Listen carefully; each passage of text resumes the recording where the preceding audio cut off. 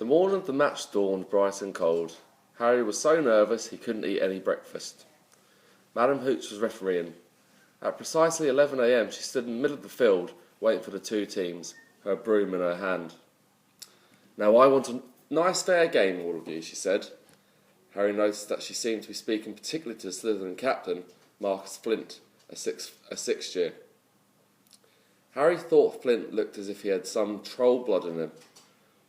Out of the corner of his eye he saw the banner his friends had made fluttering high above. Flashing pot of a present over the crowd, his heart skipped. He felt braver. "Mount your brooms, please." Harry clambered onto the Nimbus 2000. Madam Hooch gave a loud blast on her silver whistle. 15 brooms rose up high into the air, and they were off. "And the quaffle is taken immediately by Angelina Johnson of Gryffindor. What an excellent chaser that girl is, and rather attractive too. Jordan!" "Sorry, Professor." The Weasley twins' friend, Lee Jordan, was doing the commentary for the match, closely watched by Professor McGonagall. "And she's really belt along up there. A neat pass to Alicia Spinnet. Back to Johnson, and no, the Slytherins have taken the quaffle." Slytherin captain Marcus Flint gains the quaffle, and off he goes. Flint flying like an eagle up there. He's going to... No! Stopped by excellent move by Gryffindor. Keeper Wood, and the Gryffindors take the quaffle. That's the chaser Katie Bell of Gryffindor there. Nice dive round Flint, off the field, and ouch. That must have hurt. Hit in the back of the head by a bludger. Quaffle taken by Slytherin. That's Adrian Pusey speeding off towards the goalpost, but he's blocked by a second bludger.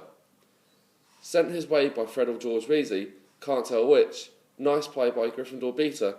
Anyway, and Johnson's back in possession of the quaffle. A clear field ahead, and off she goes. She's really flying. Dodges a speeding bludger. The goalposts are ahead. Come on now, Angelina. Keeper Bletchley dives, misses. Gryffindor scores. Gryffindor cheers, fill the cold air with groans from Slytherin. "Budge up there, move along." "Hagrid!" Hermione shouted. Ron and Hermione squeezed together to give Hagrid enough space to join them. "Been watching from me hut," said Hagrid, patting a large pair of binoculars around his neck. "But it isn't the same as being in the crowd. No sign of the snitch yet, eh?" "No," said Ron. "Harry hasn't had much to do yet. Kept out of trouble. Though that's something," said Hagrid, raising his binoculars and peering skyward at the speck that was Harry. Way above them, Harry was gliding over the game, squinting about for some sign of the snitch. This was part of his and Wood's game plan. Keep out of the way until he catch sight of the snitch. Wood had said, "We don't want you attacked before you have to be." When Angelina had scored, Harry had done a couple of loop-de-loops to let off his feelings. Now he was back to staring around for a snitch. Once he caught sight of a flash of gold, but it was just a reflection from one of the Weasley's wristwatches, and once a bludger decided to come pelting his way, more like a cannonball than anything, but Harry dodged it, and Fred Weasley came tracing after it. "All right there, Harry," he had time to yell, as he beat the bludger furiously towards Marcus Flint. "Slytherin in possession," Lee Jordan was saying. "Wait a moment, was that the snitch?" A murmur ran through the crowd as Adrian Pusey dropped the quaffle, too busy looking over his shoulder at the flash of gold that passed his left ear. Harry saw it. In a great rush of excitement, he dived downwards after the streak of gold. Slytherin's seeker, Terence Higgs, had seen it too. Neck and neck they hurtled towards the snitch. All the chasers seemed to have forgotten what they were supposed to be doing as they hung in mid-air to watch. Harry was faster than Higgs. He could see the little round ball, wings fluttering, darting up ahead. He put on an extra spurt of speed. Wham! A roar of rage echoed from the Gryffindor below.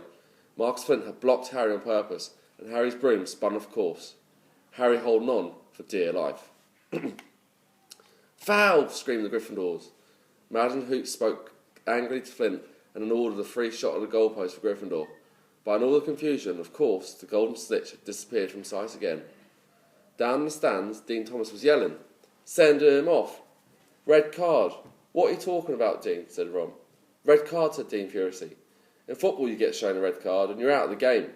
But this isn't soccer, Dean," Ron reminded him. Hagrid, however, was on Dean's side. They ought to change the rules. Flint could have knocked Harry out of the air. Lee Jordan was finding it difficult not to take sides. So, after that obvious and disgusting bit of cheating, Jordan growled Professor McGonagall. All right. Flint nearly kills the Gryffindor Seeker, which could happen to anyone, I'm sure. So a penalty to Gryffindor taken by Spinner, who puts it away no trouble. And we continue to play. Gryffindor still in possession. It was Harry. It was as if Harry dodged another bludger, which went spinning dangerously past his head, that it happened. His broom gave a sudden frightened lurch. For a split second, he thought he was going to fall. He gripped the broom tightly with both hands and knees. He never felt anything like that. It happened. It was as though the broom was trying to buck him off. Harry tried to turn back towards the Gryffindor goalpost, and then realised that his broom was completely out of control. He couldn't direct it at all. It was zigzagging through the air, and every now and then making violent swishing movements, carrying him slowly higher away from the game. Don't know what Harry thinks he's doing, Hagrid mumbled. He stared through his binoculars. If I didn't know better, I'd say he's lost control of his broom. Suddenly, people were pointing up at Harry all over the stands. His broom had started to roll over and over, with him just managing to hold on. Then the whole crowd gasped. Harry's broom had given a wild jerk, and Harry swung off. He was now dangling from it, holding on with only one hand. Did something happen to it when Flint blocked him? Seamus whispered. Can't have, Hagrid said, his voice shaking. Can't nothing interfere with a broomstick except powerful dark magic. No kid could do that to a Nimbus 2000. At these words, Hermione seized Hagrid's binoculars, but instead of looking up at Harry, she started looking frantically at the crowd. I knew it, Hermione gasped. Snape, look. Ron grabbed the binoculars. Snape was in the middle of the stands opposite them. He had his eyes fixed on Harry and was muttering non-stop under his breath. Ron turned the binoculars back on Harry. His broom was vibrating so hard it was almost impossible for him to hang on much longer. The whole crowd was on its feet, watching terrified, as the Weasleys flew up to try and pull Harry safely onto one of their brooms. But it was no good. Every time they got near him, the broom would jump higher still. They dropped lower and circled beneath him, obviously hoping to catch him if he fell. Marcus Flint seized the quaffle and scored 5 times without anyone noticing. Come on, Hermione, Ron muttered desperately. Hermione had fought her way across to the stand where Snape stood. She crouched down, pulled out her wand and whispered a few well-chosen words. Bright flames shot from her wand and onto the hem of Snape's robes. It took perhaps 30 seconds for Snape to realise that he was on fire.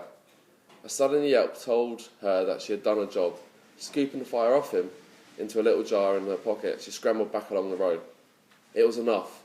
Up in the air, Harry was suddenly able to clamber back on his broom. Harry was speeding towards the ground when the crowd saw him clap his hands to his mouth as though he was about to be sick. He hit the field on all fours, coughed, and something gold fell into his hand. I've got the snitch, he shouted, waving it above his head. He didn't catch it, he nearly swallowed it. Flint was still howling 20 minutes later, but it had made no difference. Harry hadn't broken any rules, and Lee Jordan was still happily shouting results. Gryffindor had won by 170 points to 60. Harry heard none of this, though. He was being made a cup of strong tea back in Hagrid's hut with Ron and Hermione.